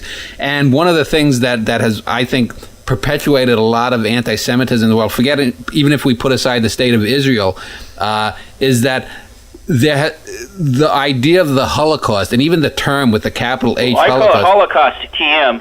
TM? Oh, yeah. Holocaust TM along with the killing fields TM and the genocide TM. And so you get this whole idea that, well, we've suffered the most and we deserve that. Like a form of entitlement, because we suffered back, because our parents suffered, we are entitled to something. That kind of thing, you mean? Yeah. I mean, the thing that really bugs me, and I know other groups have had similar gripes, is when you get, for example, Holocaust deniers. as far as I know, and I'm no great statistical maven, but in everything I've read, there were barely, for example, 6 million real Jews in Europe.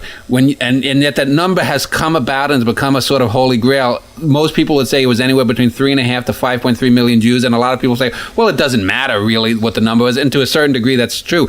But then you get people who will say, well, you made up 500,000 people here, and what about the Lithuanians? What about the Gypsies? What about the communists, the gays? Some of the low numbers on the internet get down to 100,000 or 200,000. And the fact that I even mentioned one of these guys, I got all this hate mail. Who says, "How dare you even mention this guy?" Well, yeah, but I mean, this is, I think, one of the dangers that you get when you talk about race, and I probably to a degree why a lot of people, other than yourself, chickened out to even talk about things, is that whenever you put up a specific posit, whether it is bell curve stuff, which we could probably spend a whole show just on that, or whether it's things about the Holocaust or whatnot, if you're not really scrupulous and try to give all the angles, you really open yourself up for a whole lot of crap. Mm-hmm.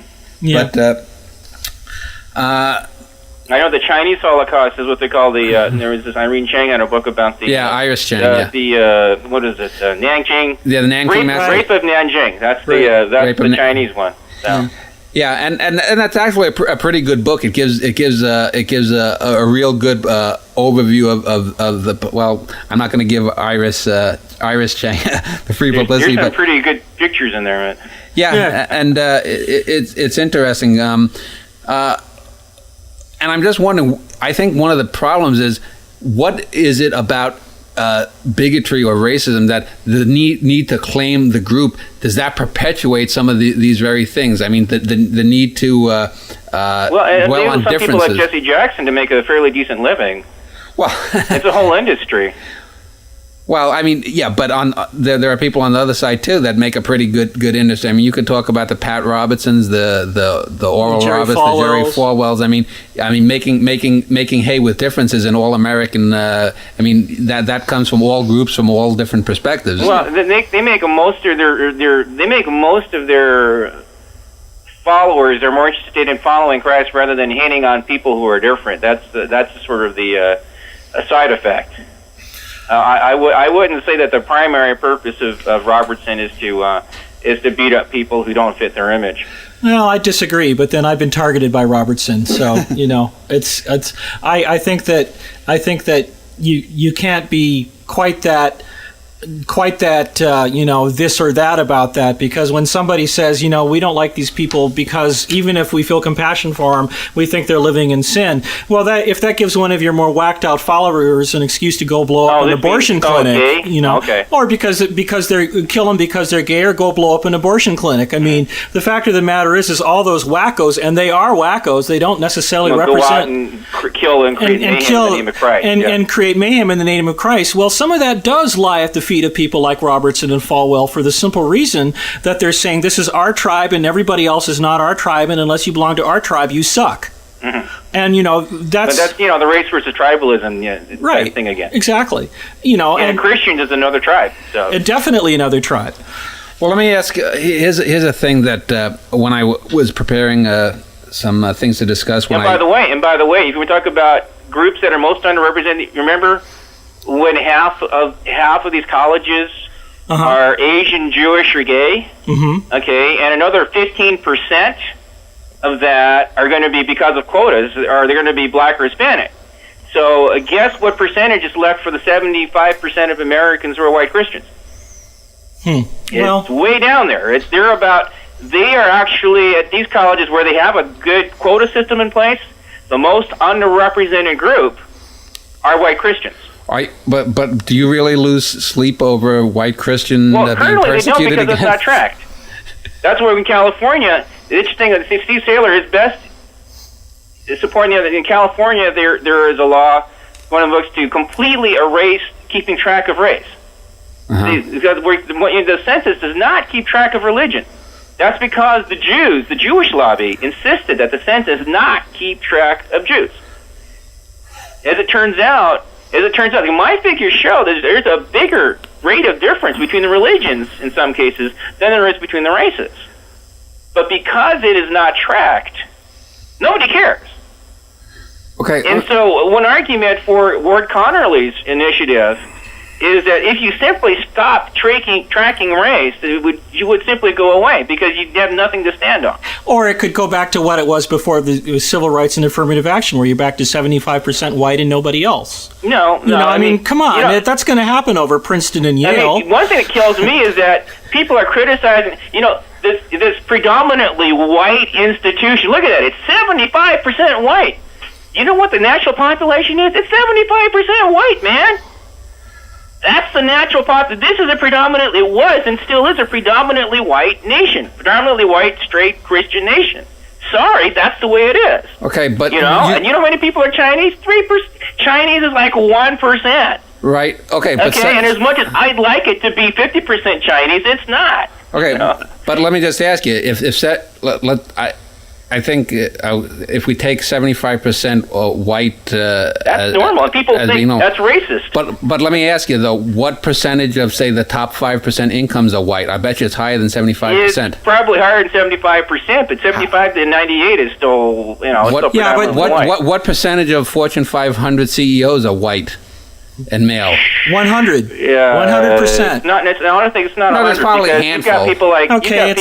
I bet it's statistically higher than 75%. I suspect it's closer to 99% than it is to 75%. I've got the numbers for it, but it's not 100. It's not 100. Well, but the whole point is we can argue about quotas now, but the reason they even happened is because we may have the representation in college now being 75% white, exactly matching what the population is in the country. But that was the whole bloody point, because prior to that it was 100% white and nobody else even got a chance. 100% white. It was. Come on. Up in the Ivy League, it was definitely 100% white, with maybe one or two token blacks who were students of W.E.B. Du Bois or something like that. And Christian. And Christian. I heard Garrett Orfield come here to Seattle and speak about his his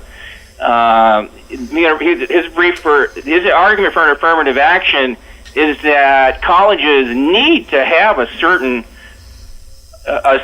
critical mass of minorities to effectively teach people. Otherwise, it would be a terrible institution. Now, why this critical mass happens to be exactly the same as the national population or more, they don't quite explain.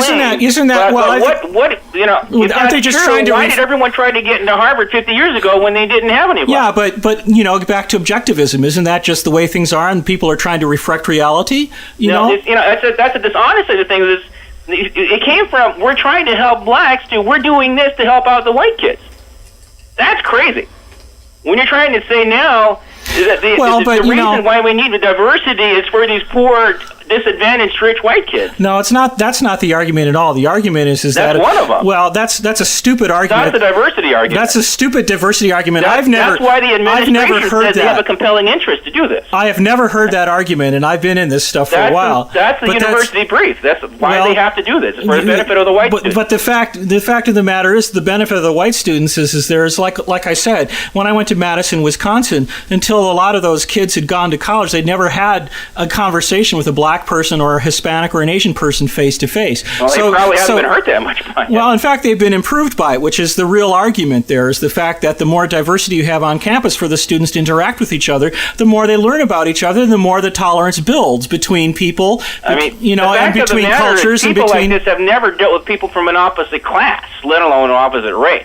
Well, and that's colleges, by definition, discriminate against normal people. Yeah, but isn't that a positive? Who's normal people? Yeah, define normal. I went to MIT. There are no normal people of any race. That's true. That's definitely true. Yeah. You go to Caltech, it's even worse. Yeah, and Xerox PARC is where they all end up too. Yeah. I know. Let me just ask. Let me just switch gears and ratchet it down a bit. One of the things when I was preparing this show, and I hope to have some black guests, is I talk about the myth of black leaders. Anytime that there's a face on TV, there's some problem in the black community.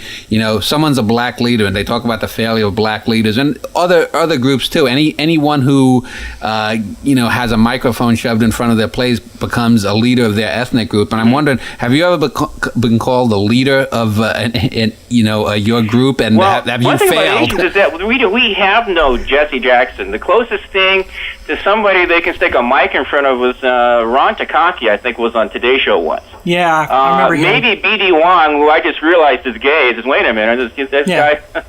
Yeah. He probably got a word from Glad. Just wait a minute, he's what? Oh, yeah, I guess so. Yeah. I didn't realize Disney hired so many gay people. Jeez. Oh yeah, they do. They do. But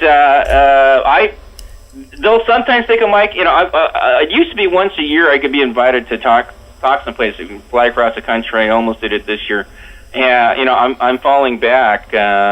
But in terms of leadership, like in other folks, now like San Francisco, people are finally realizing there's a group down there that are called Chinese for Affirmative Action.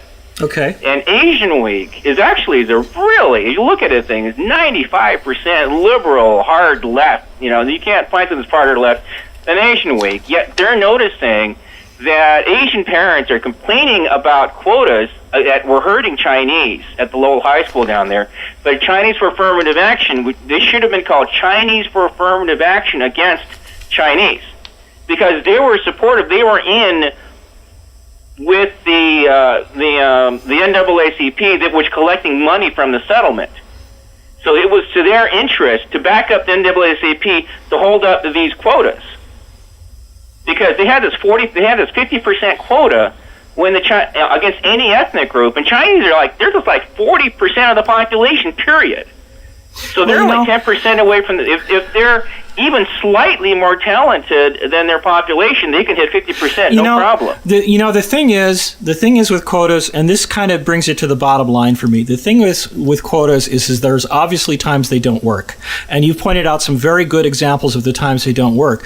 But the fact of the matter is the whole point of affirmative action and the Civil Rights Acts and that sort of thing was to try to create that level playing field for people to start at. Maybe it hasn't worked as well as it could have.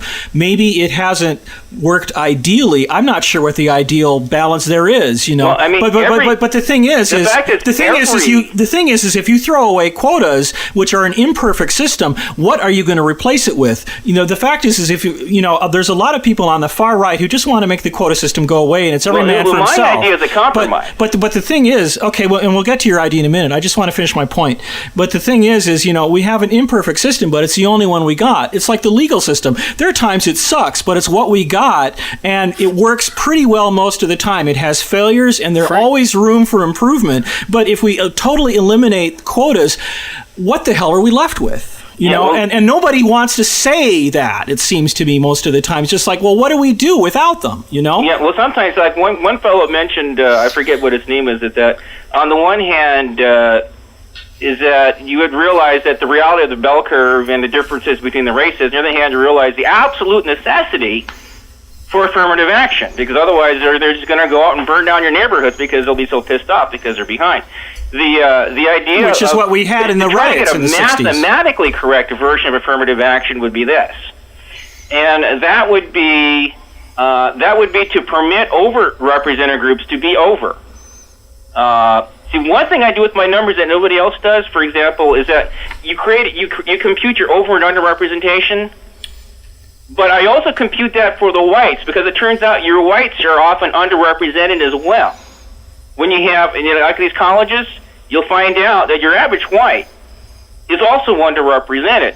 So if your blacks have 100% of their numbers, they will actually be ahead of your average white. Now the question is, what's a fair level? Is a fair level equal to an average white person? Is it equal to a Jewish white person? Is it equal to the level of an Asian person or Chinese person? Is it equal to representation rate of a gay person? Well, which is fair? I would argue that equal to average whites, wherever the level that an average white person is, after taking into account how many overrepresented groups you have, would be fair. But that's less than, if blacks are 12% of the population or 10%, then a fair percentage would be less than 10. It might be 7. It might be 8, depending on where the whites are. Because the alternative, if you're going to do quotas, you have to put quotas. Any time you have a minimum quota, that puts a maximum on the other groups. Okay. Who are your overrepresented groups? See, because I'm an Asian, I am. You can tell what I look like, and I am counted by the census. You have your Jews. Jews are not counted by the census, and you can't exactly tell who the Jews are, though some people think they can tell. Mm-hmm. Okay, and then you have your gays, who are also, in the colleges, maybe up to 10% of the students, even though they're only 1 or 2% of the population. Well, actually, no, they're 10% of the population across the board, pretty much. That's pretty much been shown. They're 10% of San Francisco voters. No, that's not true. It's been there are plenty of medical like swilling studies since Kinsey and before showing it's about 10%. Homosexuality. We'll do another show on. Anyways, are you willing to put quotas on gays?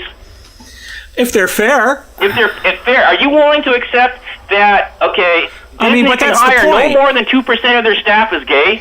But that's the point. Who are you? Every one of their cartoons hires at least 2 or 3 gay people in the credits. Okay, you see, this is where the gay rights argument does not have equal ground with the racial argument, and I'm saying that as a gay person, because you think gays can be overrepresented, but Chinese can't. No. I didn't say that at all. I said whites can't be overrepresented. I said what I'm saying is that if there's a gay studies department in a university, then it should be staffed with gay people, whether they're white, black, Asian, or whatever. Well, that's all I care about. I don't want a straight white guy telling me how to be gay. If you want to be fair about quotas, you'd have to have quotas across every freaking group. But anyways, the first part is that you shouldn't exceed the representation rate of average whites. And actually, you know which one? There's one group that is represented as equal in everything, and they are Catholic. Okay. The Catholic is the only group that is not over. They are 25% of everything. CEOs, colleges. Yeah, we're going to 10% of everything. We're going to have to, because we got to end the show. So I just wanted to say just a couple of points while we end up. We've been talking with Arthur Hu from ArthurWho.com, and very vibrant show. And my personal idea is that if there were a way metaphysically to give people equal shots, and if you could do demographically plumbers, and you knew the racial backgrounds of all the plumbers, you would probably find they even out. And there are going to be statistical spikes here and there, but across various groups, I think most of the things would even out. And as far as affirmative action, I think Asians are underrepresented among plumbers. but the only thing with affirmative action, other than academia or colleges, I don't really know where affirmative action really has a great foothold, because having worked 20 years in business, I haven't seen it. But there's a latest study in U.S. federal government. Mm-hmm. Blacks in most federal agencies are 4 to 8 times higher than their population. Okay. Well, let me just say, Arthur Hu, thank you for being on our show. Thank you very much. It was very good to have someone who actually wants to talk about something, because a lot of people will deny that race exists and whatnot, and maybe I'm not a scientist, maybe it doesn't, but there is a physiognomic reality. We know that there are differences between people, and I always think it's good, whether I agree with you or disagree with you, or agree with Art Dirk or disagree, it's good to talk about these things, because nothing comes from repression of these kinds of things. So again, it's www.arthurwho.com, and we're going to end this show. Thank you, Arthur, by the way. And we're going to end this show with a little musical outro from our favorite 1970s Schoolhouse Rock show. Again, thanks to all involved, Art Durkee, our producer Dave Wesley, and come back next month, and we're going to be, what are we going to be talking about next month? I don't remember now. I've lost it. I'm sorry. Film and TV. We're gonna be talking about film and TV, and hopefully it'll be as excitable as this show.